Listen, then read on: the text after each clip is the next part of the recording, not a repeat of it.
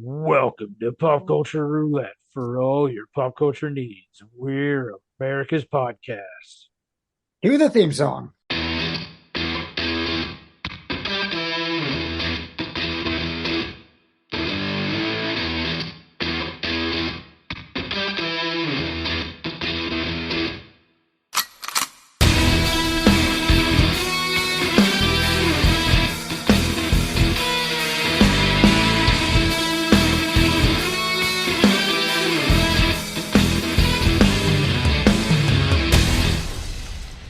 We talk about our new theme song because it is awesome and we're going to talk about it until we forget and just stop mentioning that we have a new one. But once again, thank you, Nick from Night Beast, for supplying us with the new theme song. Check out Night Beast on YouTube. They've got some really good stuff. And I'm not just saying it because he gave us a theme song. Like I really I listened to the album that he has on that the band has on Apple Music, and it's actually really good. Like it's I don't really know who to compare it to, but it's definitely like in the power punk, pop punk kind of genre. I recommend it. I enjoyed it. Listened to it a couple times. They've got some pretty fun music videos. Anyway, that is the perfect segue to talk about what we're going to talk about today for episode 200. I mean 100. I guess If you just a know, you know. Yeah, if you know, you know. This is actually I mean technically this is episode like 220 something, but we're going to call it episode 100 because Kudos to us, though. We yeah, put I up with mean each other, for all three of us, for a long time. for I mean it's pretty impressive that not only have we hit episode 100, we've done it twice. Hopefully this doesn't happen with what happened last time, but hey, we'll try to keep pushing on this time. Maybe we know a little bit more. Yeah. That is I don't know true. about Wiser. But one of the topics of pop culture that we don't talk about enough, in my opinion, is music. We have done music episodes where we talked about Weird Al and our love for Weird Al. Yeah. It's a great episode, but it was also a fun time going to see Weird Al in concert. I think maybe we handled music once or twice in the old episodes that well, you can't find anywhere. But I know we for whatever reason, we just ignore music, which is something we're going to remedy in this episode. And we're going to talk about the albums that changed our lives or changed our perspectives. Who wants to Yeah. go first? None of us. Okay, I'll go first then. Now it's albums or bands, right? Oh, albums or bands. Yeah, I mean, I tended to keep it to albums, but I did put one big cheat on here. So I tended to stick with bands. I'll go first, and this is not a surprise. I know I've talked about this before, especially with the two of you. Pearl Jam 10, August 27th, 1991. So I first heard it for the first time somewhere in 92.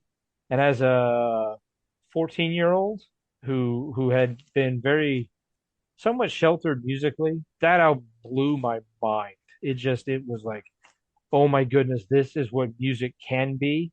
This is what it like guitars, drums, everything sounded different than what I had heard before. Lyrically, it was just like stuff that was beyond my comprehension. It was outstanding. And I mean, it's probably why Pearl Jam is still one of my all-time favorite bands because that album from that point on was like, oh my, this is what music can be. This is what I've been looking for. Like I felt like for the first time, like I had my own identity in music rather than just whatever I had been allowed to listen to or whatever was on the pop station, What did you listen to before that? whatever, oldies that my dad had on in the car or, whatever, top 40 pop station my dad or mom would turn on. Gotcha. Uh, I feel you like you would have know, listened to a lot of talk radio. no, dad didn't really listen to talk radio. That was not a thing that he really did, at least not when we were in the car. I mean, maybe he did driving to work, I don't know, but really he pushed a lot of heavy Christian music, which at that time wouldn't have been very good. I mean, there has been a lot of really good Christian music that's come out since, but at that time, like it was, very generic, very boring. So it was a year or two away from Christian rock being like exploding and kind of taking over, and we'll get to one of those a little bit later. But that would be the first album of mine that really just was like, oh my goodness. Like it changed. It's one of the few albums that I distinctly remember hearing for the first time. Did you ever see them in concerts? I have only seen them once. Okay. Um, it was in West Palm Beach when I was living down there. And I think Slater Kenny opened for them, but it was who cares who opened for them? Seeing them live was just amazing. Would love to go see them at Alpine Valley one of these days when they tour through, but I just every time they hit Wisconsin, I can't afford to go, or I have something going on that I know I can't buy the tickets for. Yeah, sure. All right. Well, like I didn't really do mine by albums. I did more by bands. Like these are bands like I just listen to all the time. I did write a little bit down with their albums, but like number one I put on here was Linkin Park, and even like Mike Shinoda's solo stuff. Like I seen them once in 2004 at Alpine. They were with Korn, The Used, Snoop Dogg, and Less Than Jake. And in 2004 was when they were promoting the Meteora tour. So they had just had the two studio albums at the time when I saw them. And that was one of the big ones that I listened to was Korn and Linkin Park, like you kind of said when you were establishing more of your own musical identity. Because before that, it was whatever was on with my sisters or my parents. So I heard a lot of stuff like Elvis, some country stuff, Joe Diffie, Garth Brooks, Brooks and Dunn. Joe Diffie. Yeah. And Meatloaf too, who was one of my dad's favorites and mom's. Didn't make my list of anything, but he definitely would be an honorable mention. Yeah, Dad was really into country music as well, but I think he knew that my mom really didn't like country music, so he didn't really subject that to us very often, but it was there. It was definitely there. He was big into the Statler brothers and those kinds of. I mean, my oldest sister listened to a lot of like rap, and then I had the oldies and talk radio. So there's a little bit of everything going on. And see, this Kind is of where good. I figured that there's very unlikely chance that for albums anyway or bands we're gonna hit the same because of the age difference between the three of us where we've developed our own musical identities. So I see where you're going with yours. So I'm very curious to hear what Jeremy's first one is. Okay. Well, I put mine in kind of a weird order, but number five, I put Flood, but They Might Be Giants. Okay. So the year is right around eighth or ninth grade for me. When I first heard my first They Might Be Giants song, and it was Birdhouse in Your Soul, because my sister was listening to like a top '90s playlist in her car, and that song came on. And I'm like, what the fuck is this? Like, it's so weird. Like, it's so interesting. And so I first heard that song, and then I wanted to hear the rest of the album. So I went to Mega Media because I think she was working there at the time, found it there, and then just wanted to absorb all the rest of the albums because they were just so interesting.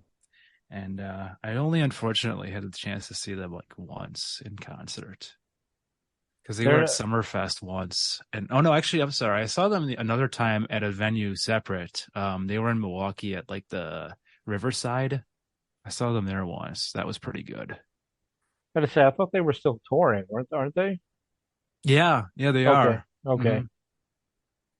Okay. See, this is very interesting to me because being that I know that you're the youngest of the three of us, you've picked the oldest band because they were pretty big in the 80s.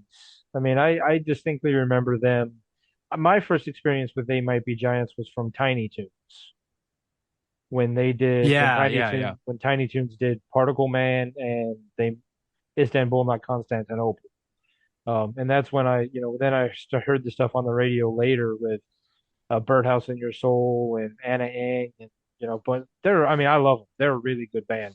Didn't make my list, but I You know, do really appreciate them.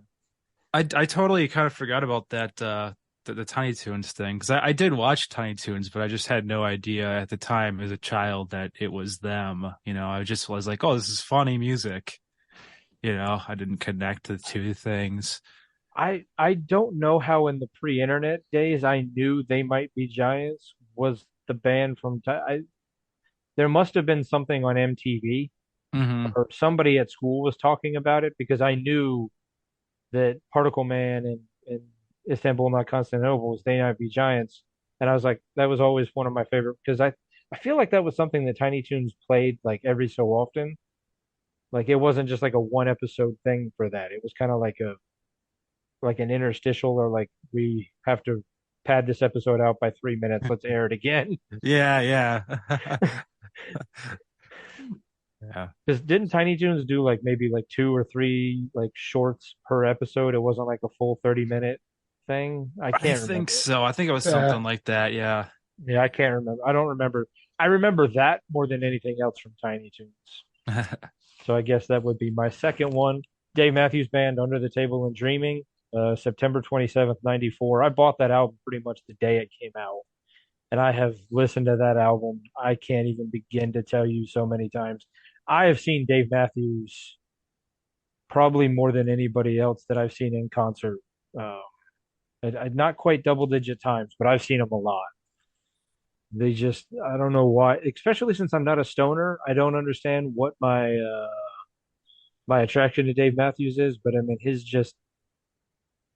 I really love sitting down and just chilling out and listening to Dave Matthews or going to see his concerts, which again, not a stoner, uh, kind of missing out on part of that experience, but I have all since the first time I heard Under the Table and Dreaming. I think Ants Marching was the big song before the album came out. It was just like, oh my goodness. And I bought that album. I went to a place called Media Play, which doesn't exist anymore. And I'm not even sure if you guys had one up here, but basically it was kind of like a Best Buy. And that's where I bought so many CDs from. I just remember going to Media Play and buying that CD and then just I listening. don't think we had one of those around here. Doesn't sound familiar. Yeah, I don't think so. There was a Media Play like across the street from Best Buy, and like you would go to one or the other because they were always fighting each other on prices. Interesting. We had Circuit City. That's We true. had we had we had that too. Yeah, like I didn't do them by albums. I just did bands. I must have misunderstood the assignment here, I which think is we which is normal. It I was very don't difficult to pick an album. I don't necessarily think it was any specific way of doing it. I think we each get to kind of pick our own way we interpreted the topic. So Yeah, because all we talked about was perception changing bands and albums. yeah. So Um, Another one, Five Finger Death Punch. I really like their stuff. I don't think they've had an album I haven't liked yet. And I did get to see them once in Tinley Park in 2010. It was their album, or their tour with Korn, Lamb of God, and Rob Zombie. And also at that point, that's when Five Finger Death Punch had just had the two albums out. And the funny thing with this one was they were the opening band. So they were out there doing like the mic checks and everything. The first one's out when the sun's still up. And that's also the show that Rob Zombie like as my all-time favorite performance was at this concert. But I thought that was kind of interesting that they were the opening band for this. well, that reminds me. The only time I saw Linkin Park was right around the time they put out. What was the name of the first album? Hybrid Theory. Right around the time they were putting out Hybrid Theory. It either just came out or hadn't come out yet. They were one of the bands on the side stage at an all-day festival I was at. They weren't even main stage bands yet. They were side Uh, stage that bands. would have been early 2000s then, because that No, CD came out in 2000.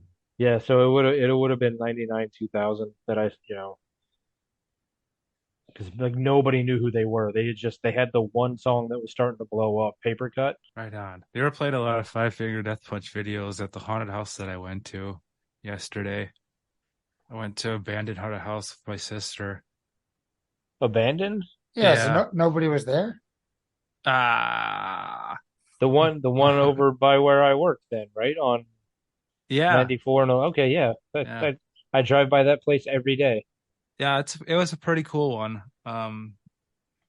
The waiting area, they have like a giant screen, and they were playing like music videos and different comedy segments to keep people entertained. Anyways, my number two. You went from 5 to 2.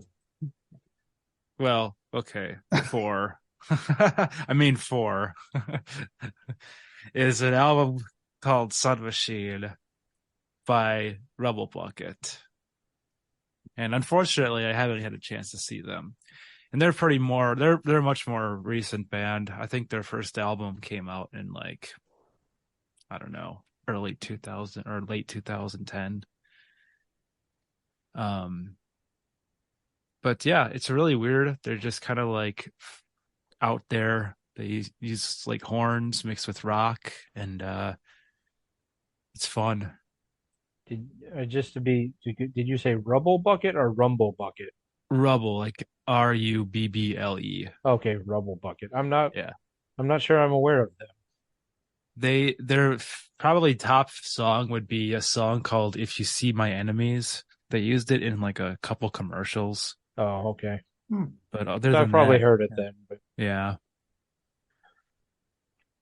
yeah, they're really interesting. And this album, Sun Machine, really connects with me. I like the whole thing from start to finish. It's like really, one of those really unique albums that you can just kind of like put on and just like let it flow. then I put Live Throwing Copper, came out April Mm. 26, 1994. Not to, again, it's another one of those that I bought pretty much right after it came out. I know we've talked about this. It's one of the few albums that I've listened to so much I've had to buy at least a second copy of because I literally wore a CD out, which you don't I didn't know was possible, but I did it. I found a way to do it. So I mean, top to bottom, it's just such a fantastic album. Live, one of my all-time favorite bands, ironically, being called Live, is one that I've never actually seen live, and I'm not sure that I would get a chance to anymore because they're always breaking up and are doing solo stuff. So like, Good pick. Yeah. I like that album a lot too. yeah, it's such a good album. Continuing the non-albums, I I went Weezer. Like a lot of their albums are just so good. Yeah, Like that's one of those where it doesn't matter what time or whatever. It's one of those like the bands I can just put on, and it's never one of those that you just get sick of, where it's just like, all right, I can't listen to this anymore. Yeah. Never got to see them. Would like to. Do you have a favorite Weezer, or is it just like you just rotate? Like album wise, Yeah, or yeah, favorite album. I mean, I really like the Teal album, even though that's just a bunch of covers. I mean, I think that might be my favorite album of theirs so far. And I'm trying to think of which there's so many good songs to choose from. But there's one song that I play more than the others, and I can't think of it off the top of my head. Oh, can't knock the hustle. Mm-hmm. I really like that song, especially for someone, we're constantly working and we're just trying to get through the day. Yeah. Do what we have to do. I know you two are both fans. What do you got for favorite album oh, song? that's what I'm trying to remember because it's hard to remember because so many of their albums are just color names. So Yes. it's hard to remember exactly what album is the one that I like the most. I feel like it was you know what? Probably Make Believe, although Maladroit's pretty good too. I mean, you can't go wrong with the blue one, Oh the yeah, very Blue. first album. Green is good. You're right. I'm just looking through here and I'm just like, it's really hard to be like, oh no, nope, it's that one. Nope, it's that one. No, no. Like all my favorite songs off the OK Human album. Like I really like that album too as a whole.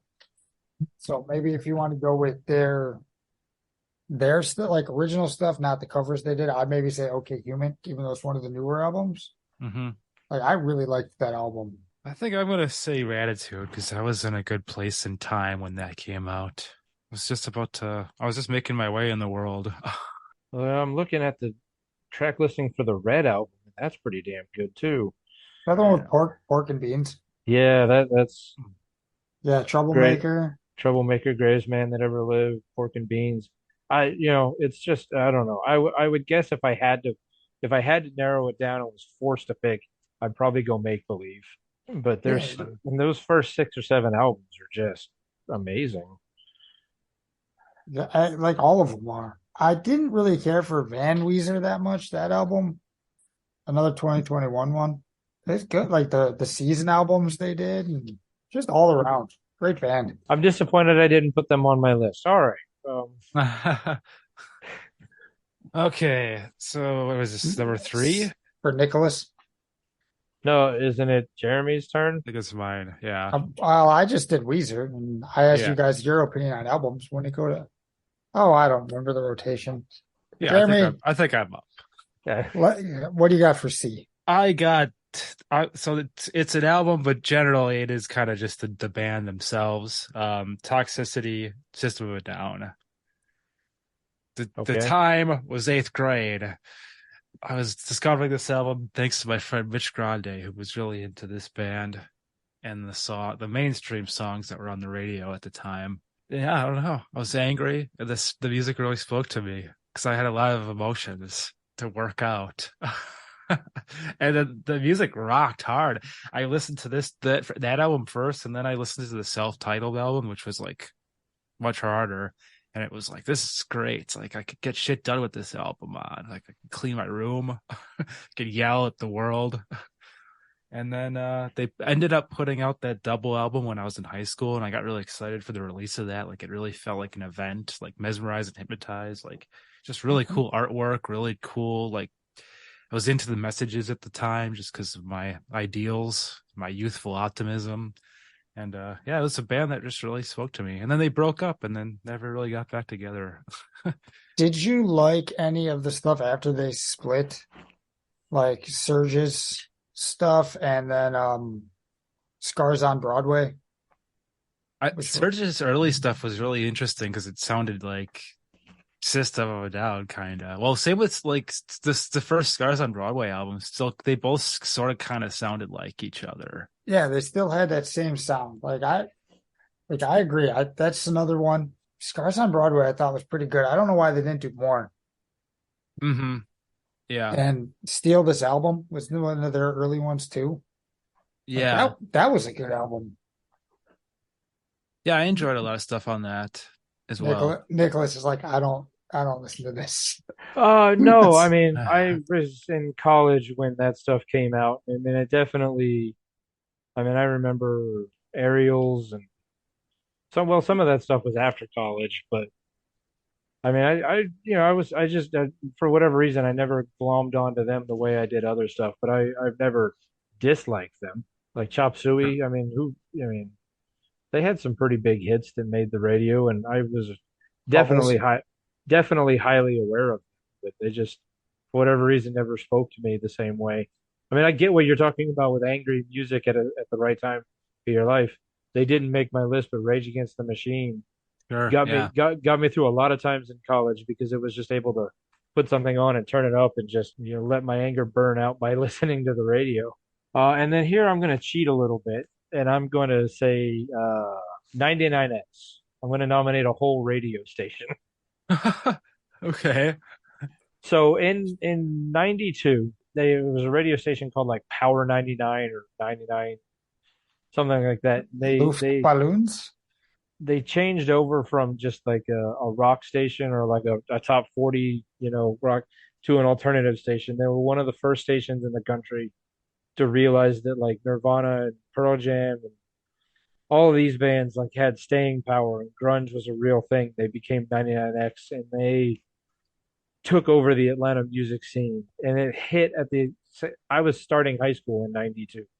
So like that was just like all the music I was listening to, all the music that all of my friends and with the people were listening to. All of a sudden, we had a radio station that could speak to us, gave us everything that we wanted, and they broke Silverchair, they broke Collective Soul, they broke Sean Mullins, they broke so many bands. I know I've talked to you guys about it before. Well, the Linkin Park concert that I told you, they used to do this thing called Big Day Out, which was an all-day festival. They'd start like 8, 9 in the morning and go until 11, 12 o'clock at night. and they'd have 2 or 3 stages every year. And I went 4 or 5 times, so I don't remember where I saw each band, but I know I saw Foo Fighters, Mighty Mighty Boss Tones, Squirrel Nut Zippers, Offspring, Green Day, Beck, Silverchair. No, I didn't see Silverchair. 311, Gravity Kills. I mean, you name it of the 90s, they were there at Big Day Out. So, Linkin Park and Deftones were on the sides. That's how big the big bands on the main stage were. That year, Deftones and Linkin Park were the side stage. It's crazy. You know, I want to say I saw Goldfinger one year. Like, I mean, you name it of the 90s alternative, rock, reggae, ska. The Um, music that would be in Tony Hawk's Pro Skater. yes. They they broke a lot of bands. They were big instrumental in getting a lot of stuff done. They had a program called Freeloader program. So like you get a card and like you would if you went to certain, they'd say, hey, free, be at this be at this location by a certain time.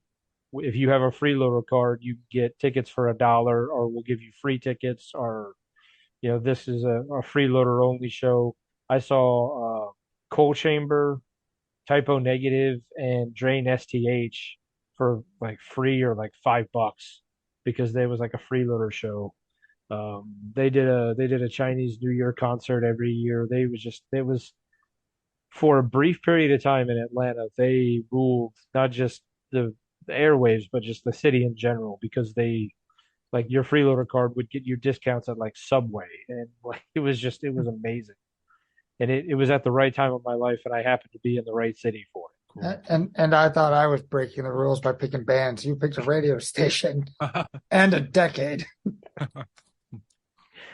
Well, I mean that radio station is probably as influential to my musical taste as anybody else could possibly be because they were playing what I wanted to listen to. Like it was just I've not had a good radio station since. I see those are like the only three I actually wrote down, but I do have a couple like honorable mentions, so I'll just start stealing from there.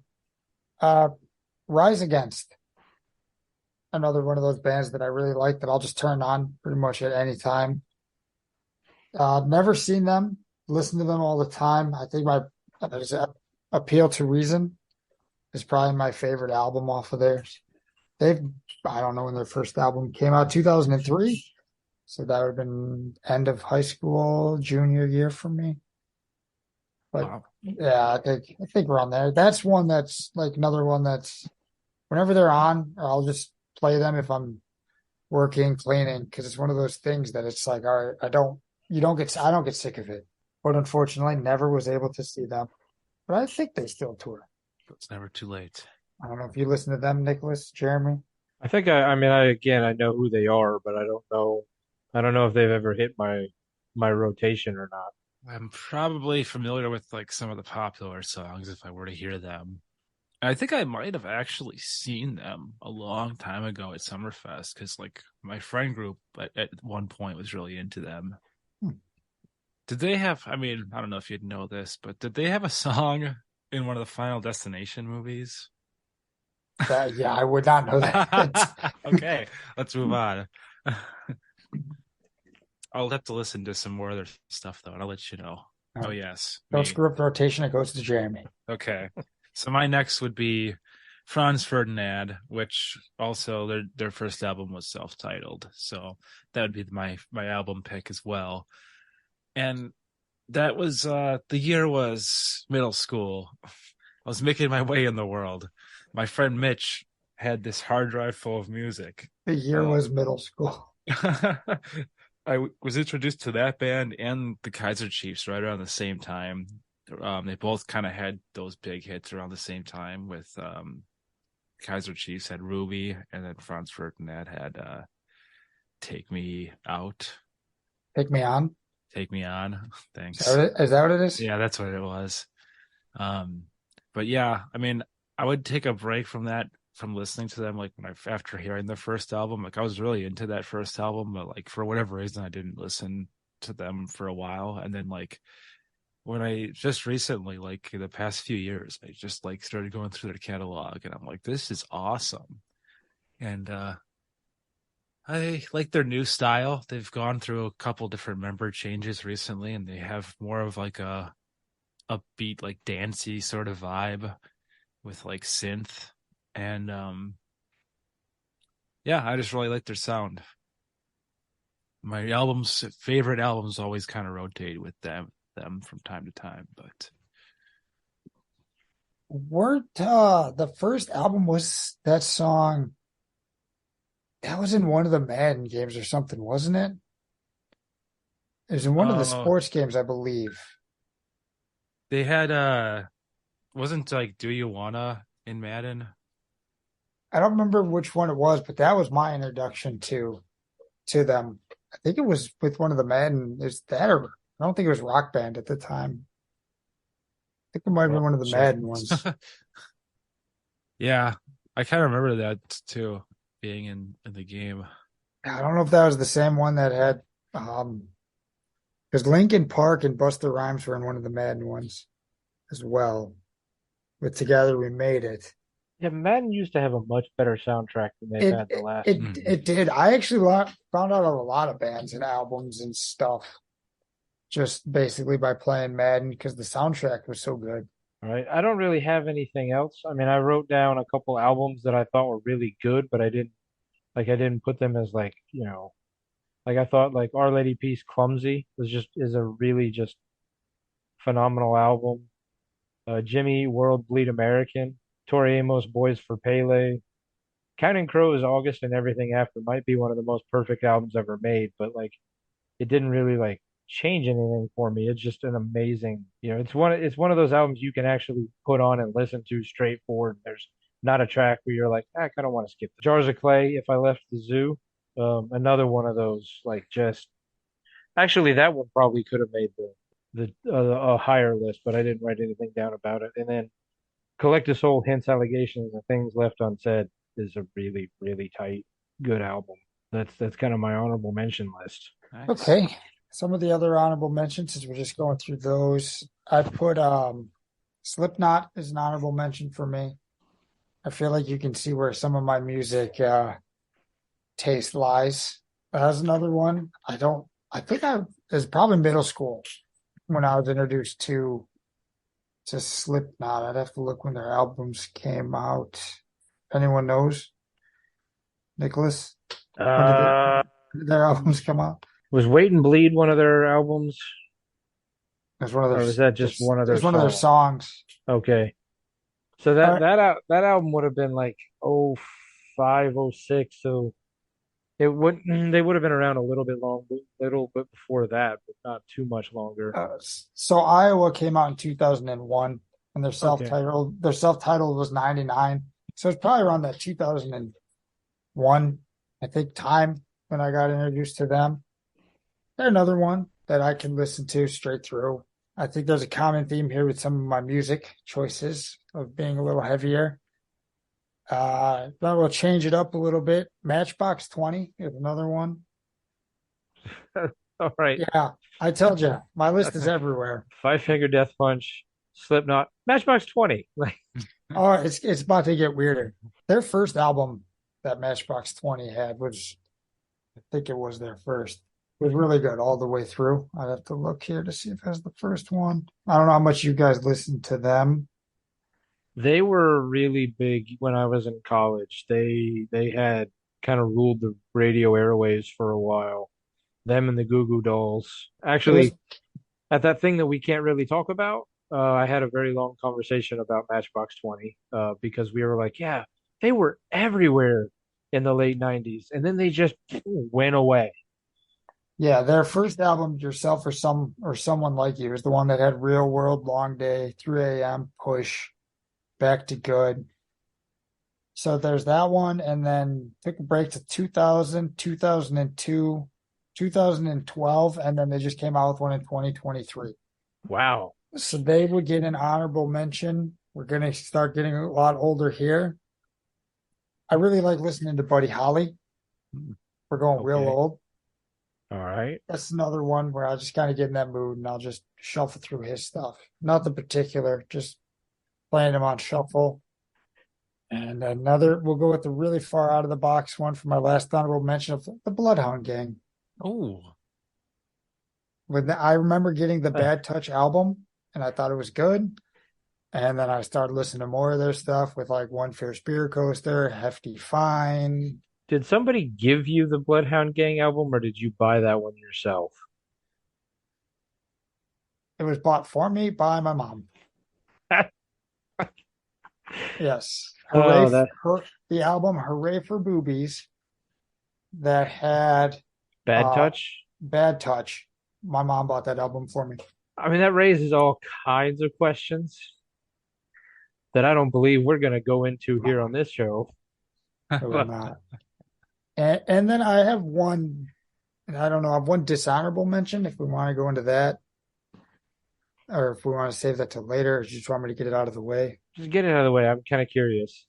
Oh, okay. My dishonorable mention is Korn. Like, that is the one band I have seen more than any band.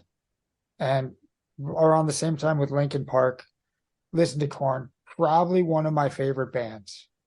Liked all their albums, like Follow the Leader, was it Life is Peachy. And then in 2011, they came out with The Path of Totality, which is them and Skrillex.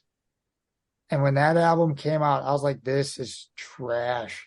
I don't know if it's just that EDM music and Skrillex kind of stuff, but I haven't listened to them. I don't think I've listened to them since any of their new stuff. I'll still occasionally check out their old stuff, but I don't know what it is with that kind of music. So did they just completely change with it, like all the new stuff, or was that just like a one-off album and you just haven't checked out any of the new stuff to?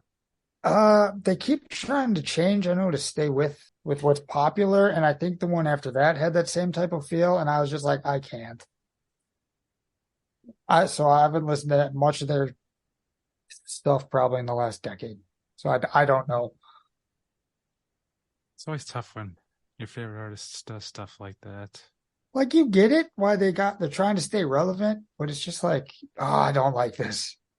Well, there's staying relevant and there's staying true to who you are. And if you change too much to stay relevant, you're no longer like I'll skipping over Jeremy for a second, I'll give an example of what I would say would be a dishonorable mention then Train. Their first two albums, Drops of Jupiter, and I can't remember what the other one were very, very good. But then they started to get radio airplay with some of their like crappier songs, and then like they completely sold out and went that way. So like if you listen to Drops of Jupiter, like it's such a like Good song. it's Meet Virginia and that stuff is really like good rock music. Like, more poppy rock music, but still good. And then, all of a sudden, like, Soul Sister or whatever became super popular. And then everything they did went that way. And then it was just like it became unlistenable. So I get what you're going about with Korn. So yeah, I haven't checked out their stuff since that was 2011. Since then, they've had one, two, three, four, five albums drop, and I couldn't tell you if any of them are any good. I just have not. It's like can't do it. We could make that your homework assignment for the week. Pick one and listen to it. Yeah, I still might anyways. Oh, their Offspring might get an honorable mention. I like them. I do really like the Offspring. I think we've talked enough of our honorable mentions. Let's get back to Jeremy. Jeremy, what are your honorable mentions? Or if we even got that for yet? Oh, well, I do still have a number one because I thought we were doing five. So Okay. My number one is Abbey Road. Really? That's just fucking awesome album. Yeah. And my mom was a huge Beatles fan. So I mean, ain't nothing wrong with it. The Beatles are the Beatles. I mean, there's a reason why everybody says they're Ah, the greatest rock band of all time. I mean, yeah. I knew your mom really liked them because we had that conversation, but I didn't actually see them making your list. Yeah. I mean, I don't know. Later in life, I've gotten like really, really into them. And that Abbey Road is like, it's awesome. That last like medley that you could just like kind of like play straight through that like blends into each other. It's just really cool. But anyways, my runner-ups was kind of an interesting, diverse list as well. Because I have number one, let's see, it's Wet Leg. Their self-titled album, Wet Leg. I'll just list the artists for most of these. Kanye West, I don't know if I can still list him, but he really influenced my college years. The Fratellis, Costello Music, their first album was awesome. Beck, all his various shit, but mostly Sea Change. Um, George Harrison, Cloud Nine specifically. Um, The Coral, their self-titled album specifically. Weird Al, Running with Scissors, but Weird Al just in general. And the Kaiser Chiefs. Dishonorable. Dishonorables. Well, one that came to my mind when you guys were discussing it was Lit, how they transformed into like a country band. That was really kind of crazy. But like one of my favorite bands, Kaiser Chiefs, they put out an album that was really poppy. And I wasn't really into it, but it didn't make me like stop liking them or listening, because right after that they went back kind of to their roots again, and Duck was their album after that, and it sounded pretty great. So yeah, and I still do dig some stuff off of that other poppy one the more I go back and repeat it over and over enough. Is Sea Change is the one that has Paper Tiger? Yeah. Okay. I think so. That's a pretty good album. Mm-hmm. There we go. Could you potentially do a top five band? Like, or have you pretty much already like covered your top five? Me? Well, either of you, but I like, pretty much, I think I covered most of them because I didn't do albums. I mean, yeah, pretty close with my top five. They're kind of like intertwined. It's funny. I wrote down when I was doing my stuff, I also wrote down a list for top five bands that I thought both of you two would choose. Oh, I'm very curious. And with Jeremy, I nailed 4 of the 5. All right. For Jeremy's list, I put They Might Be Giants, System of a Down, Franz Ferdinand, Beck, and the only one you didn't mention that I put on the list I thought you would say is Cake. Oh yeah, that's a good call. All right, cross my your mind. Favorites. Nice. Nicholas, Pearl Jam. Okay. Dave Matthews Band. Okay. Foo Fighters. Okay. Ben Folds. Okay. And then I was kind of uncertain on one. I put Weird Al, but I didn't know if you would put him on your list of top 5. But and then I crossed it off, so those are the only ones I have for you. Okay, well, if I wrote down my top 5 bands, and then whatever that, maybe Lana Del Rey. Lana Del Rey. Like, who's the one you really like? Tori Amos. That's it. Lana Del Rey would make his list. Yeah. I was like, I put Weird Al, and I'm like, I don't know if that one would qualify. I wrote down my top 5 bands, so here's all 8 of them. Pearl Jam. Here's all 8.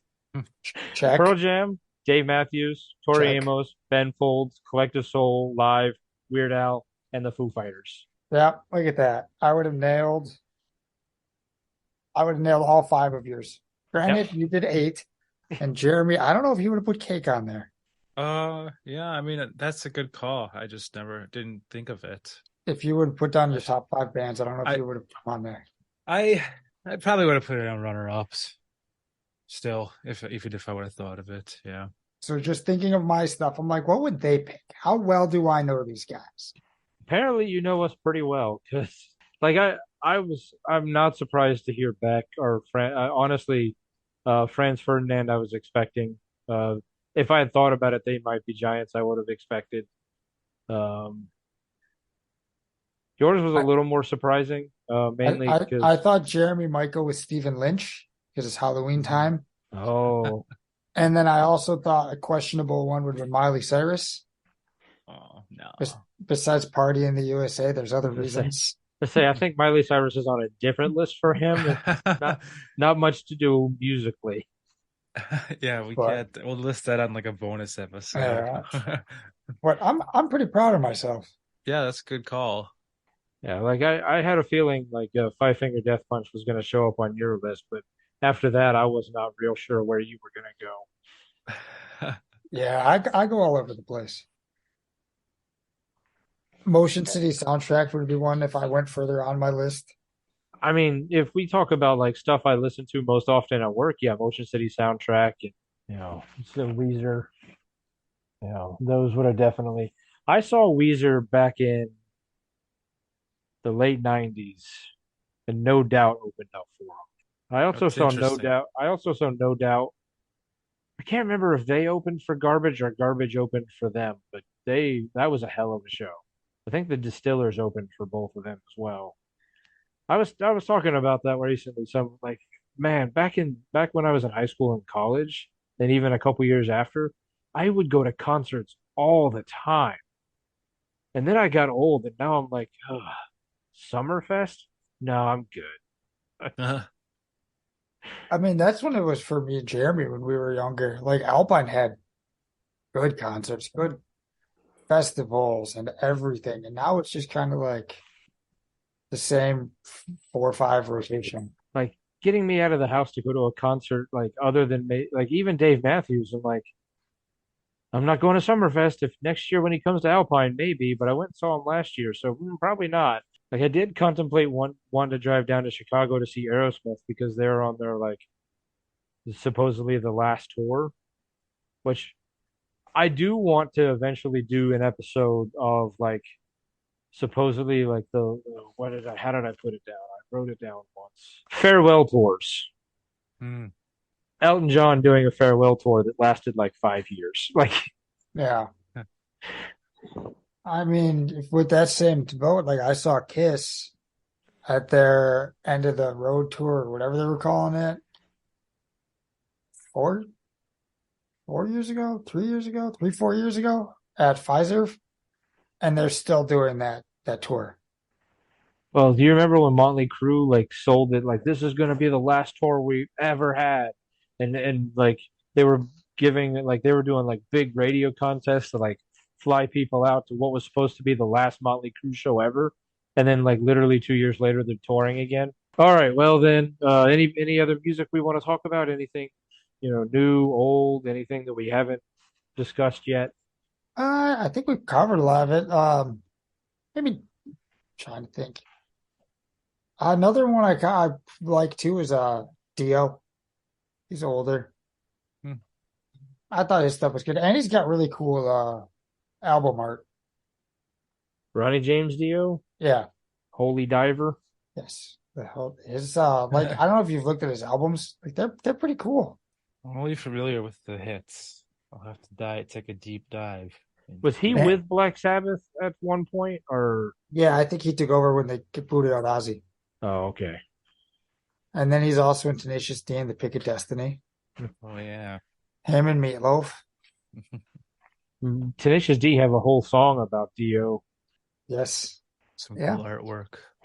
Are you looking at the albums now? Yeah. Yeah, they're all pretty cool.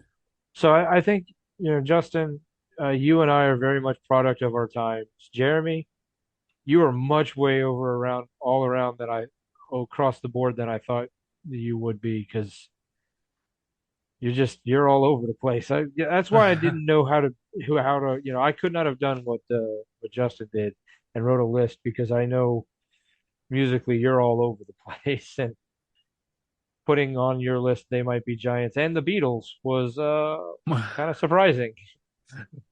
Well, it's hard. I mean, it switches so often too. It's like as the years go on, your list is always, Oh depending on your yeah, mood.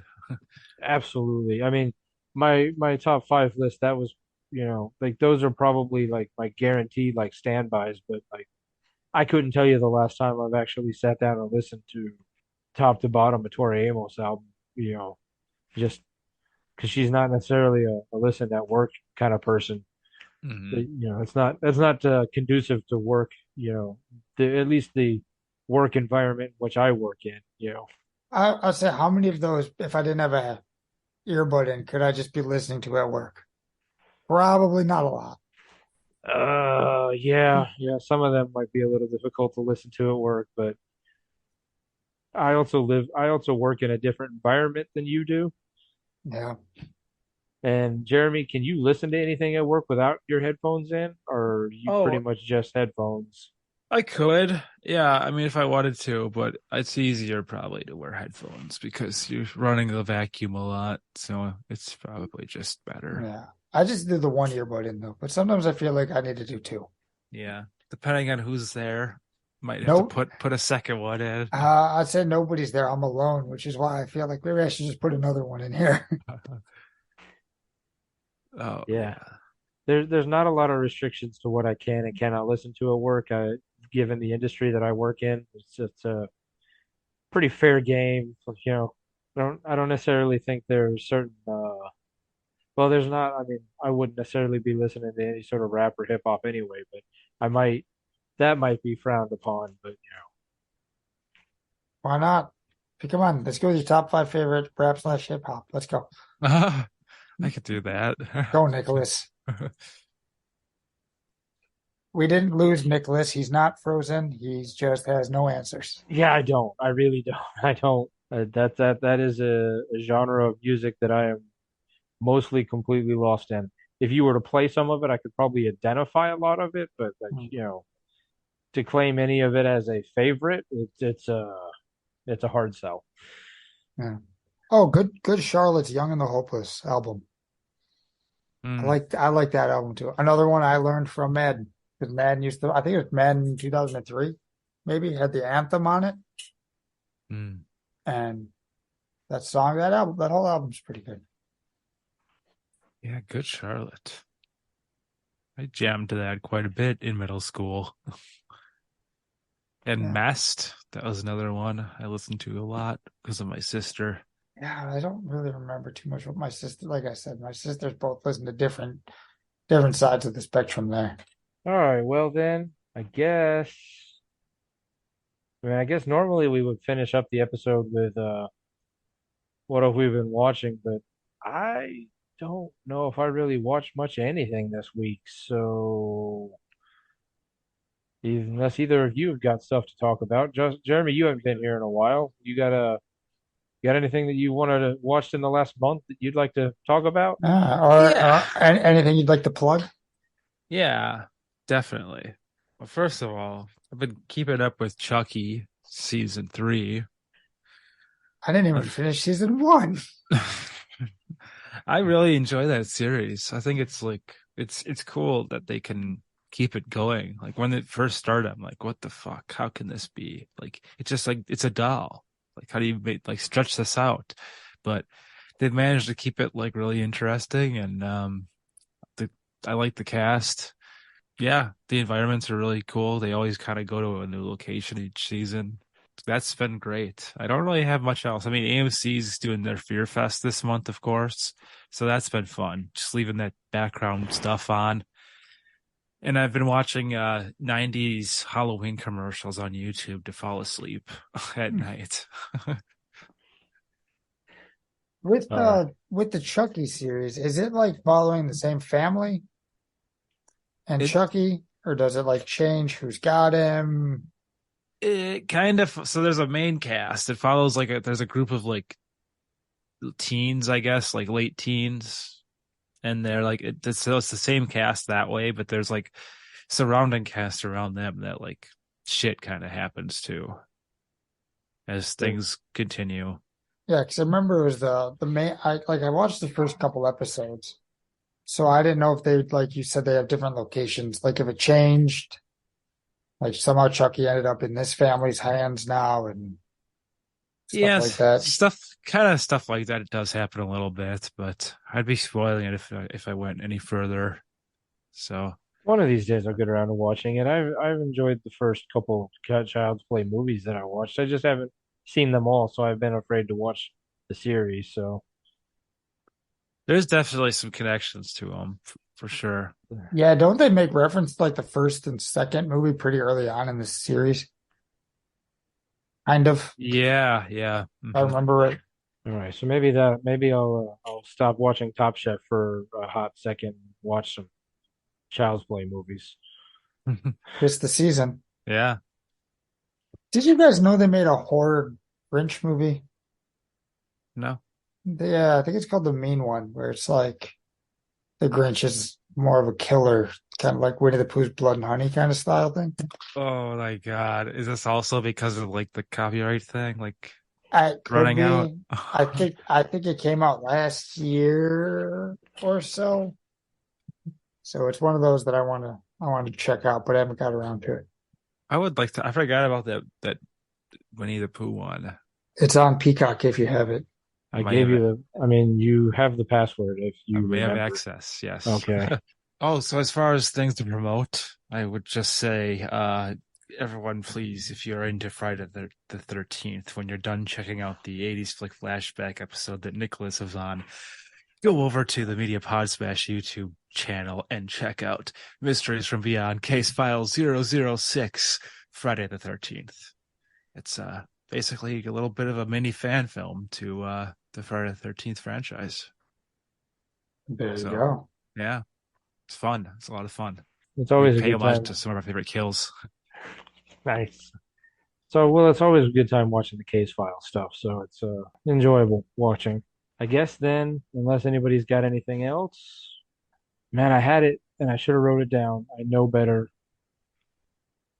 but I So guess if you have the ending and you if didn't write you it down, even though you knew better and you should have, just remember. stupid never walks alone. Comic books have been around for almost a century, and in the last 2 decades, we've finally gotten to see many of these characters brought to life in movies and on TV. On the Moving Panels podcast, we discuss movies and TV shows based on, inspired by, and adapted from the world of comic books. Join me and my guests as we discuss both the good and the bad from Marvel, DC, and even some of the lesser-known comic book companies. Learn what is and isn't from the comics, as well as our nerdy review of the movie or show. New episodes drop every Monday, and you can find us wherever you listen to podcasts. So join us for Moving Panels, and I'll see you on the other side of the page.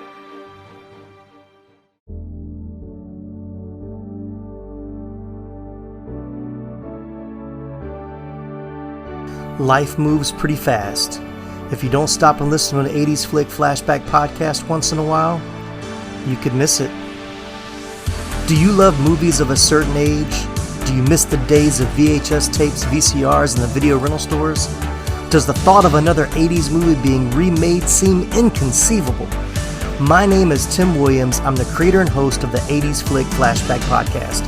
On each episode, I'm joined by guest co-hosts to discuss one of the many movies released in the 1980s. We share our first-time watch memories, our favorite scenes, and even learn some behind-the-scenes stories about the cast and crew along the way.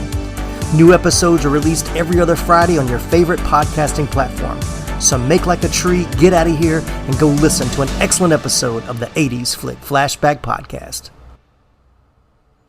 The ad is over. Go home. Go.